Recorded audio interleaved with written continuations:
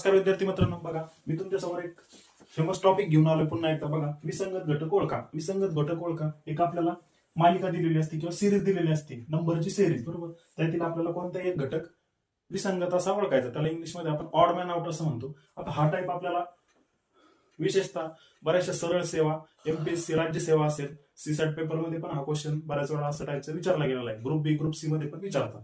त्यातल्या त्यात आता टीसीएस आयबीपीएस कडे सरळ सेवा गेल्यापासून त्यामध्ये पण असे क्वेश्चन वारंवार असे टाईप रिपीट होण्याचं प्रमाण वाढलेलं आहे. बघा आता मालिका कशी, बघा सुरुवातीला 508 आहे, बरोबर. नंतर 252 आहे, बरोबर. नंतर 124 आहे, 60, 28, 14 आणि 4. म्हणजे या संख्या उतरत्या क्रमानुसार, बरोबर, उतरत्या क्रमानुसार कमी कमी होत गेलेलं आहे, बरोबर. 508 पासून 4, बरोबर.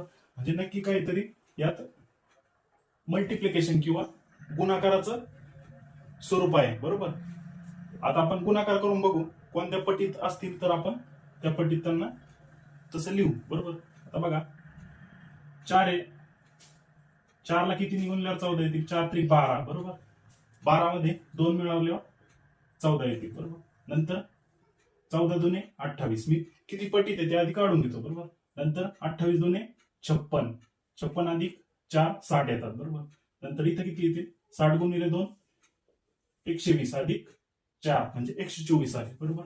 इथं पण कसं येईल, 124 गुणिले 2 किती, 248 अधिक 4 252. इथं पण काय तसंच येईल, तोच पॅटर्न येईल, बरोबर. म्हणजे पॅटर्न कुठं बदलतोय, फक्त स्टार्टिंगला, बरोबर.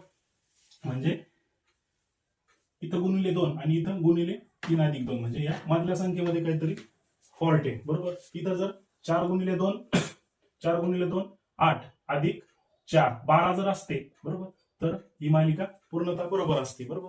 म्हणजे आपलं उत्तर आलं 12, बरोबर. अशा ट्रिक्ससाठी आपल्या पेजला नक्की फॉलो करा, शेअर करा, लाईक करा, सबस्क्राईब करा. धन्यवाद.